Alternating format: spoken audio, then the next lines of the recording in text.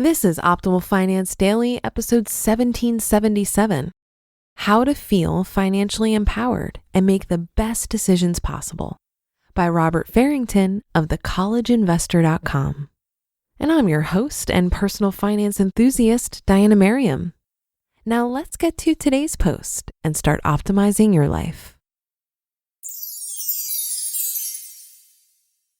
How to Feel Financially Empowered and Make the Best Decisions Possible by Robert Farrington of TheCollegeInvestor.com. Financial empowerment is the feeling you get when you know you're in control of your money versus your money being in control of you. It's about knowing what you want out of life, making a plan to reach that point, and then acting out the plan. It doesn't matter what point in your financial journey you're currently at. You can still feel financially empowered and in turn make better decisions for yourself. If you haven't yet reached the feeling of empowerment, here are some very practical steps to get there. Know what you want out of life. Think big. It's hard to find empowerment if you don't have an idea of what you want out of life. Your first step is to think about what you really want for yourself. Think big. Your answer doesn't need to be what you think you're supposed to do or be based off of other people's expectations. And I promise you that whatever you're thinking right now isn't big enough. You only have one life to live, and fortunately, you have the ability to create the life you want. But first, you have to know where you're going.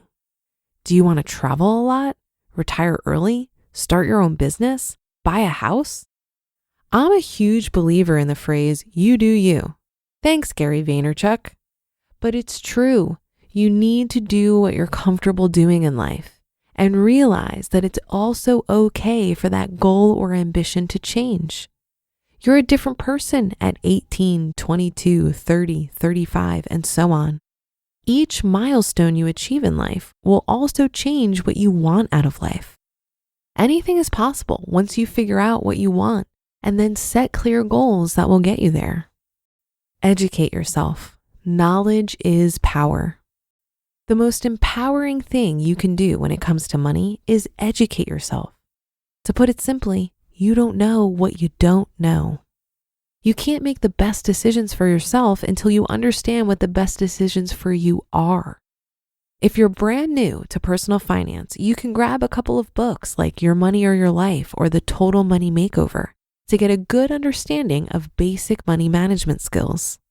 If you're not a book reader, check out the best blogs out there. We list the best student loan debt blogs and the best investing blogs every year. You should learn about things like living within your means, using debt responsibly, saving for retirement, and increasing your income if necessary. If you've got the basics covered, you can kick it up a notch and learn something that will help you reach your goals, like how to invest, for example. Ignore the mainstream media.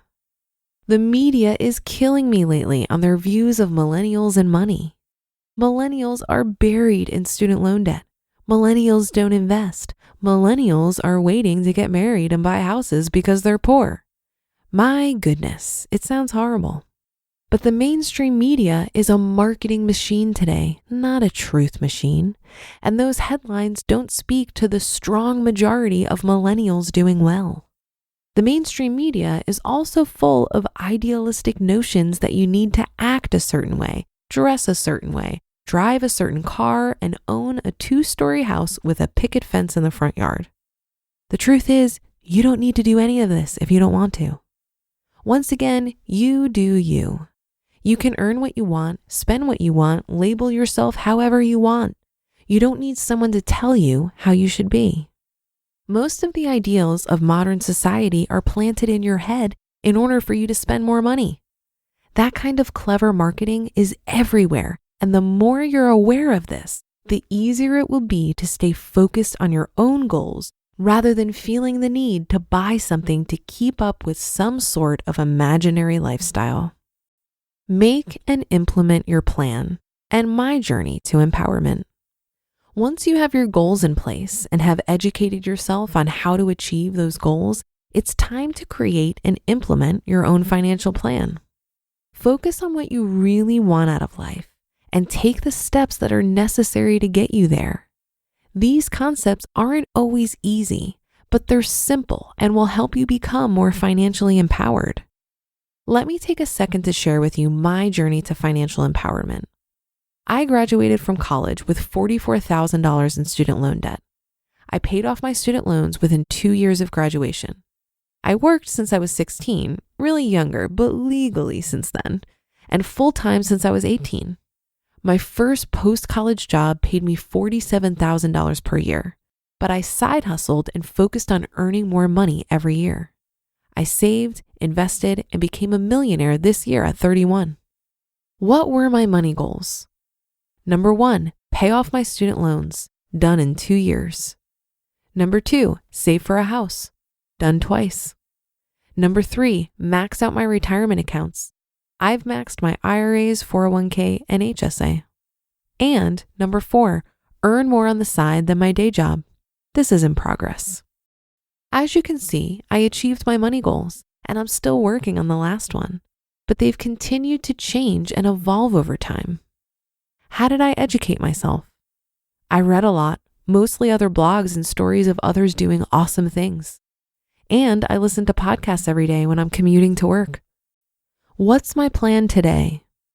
The plan is to continue building real wealth, to continue maximizing all of my savings vehicles while continuing to earn more money. I'm a huge believer in the fact that your savings potential is limited, but your earnings potential is unlimited. You can earn as much as you want to dedicate time, effort, education, and patience to it. You can earn it.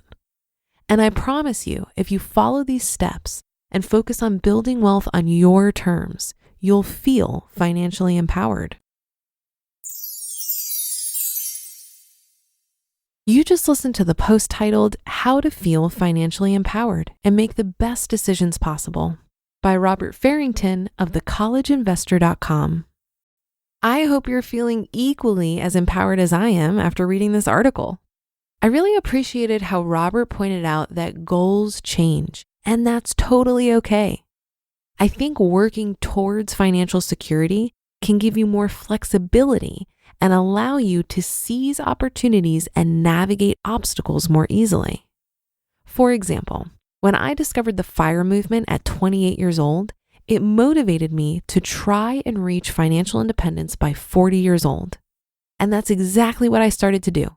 I got out of 30 grand of debt in 11 months, then saved and invested 60% of my income for about 5 years. But then my circumstances changed and I wanted to leave my job and give self-employment a try. A big drop in my income would have screwed up my timeline of reaching 5 by 40, so it wasn't an easy decision. But I realized that the main reason I was pursuing FI was to gain full autonomy over my time. And I could have that through self-employment. So I took the leap, and I'm happy to report that I don't care anymore if I reach 5 by 40. Of course, I'm still saving and investing and living frugally. These behaviors are very ingrained, so I know I will reach FI eventually, but I'm no longer overly focused on the goal. My life looks now how I would want it to if I was actually financially independent. So the goal has simply become irrelevant. Empower yourself to pursue goals, but stay open to what you're learning and the opportunities that present themselves along the way. And that'll do it for today and another installment of Optimal Finance Daily. Have a happy Thursday. Thank you for being here every day and listening. And I'll see you on the Friday show tomorrow, where your optimal life awaits.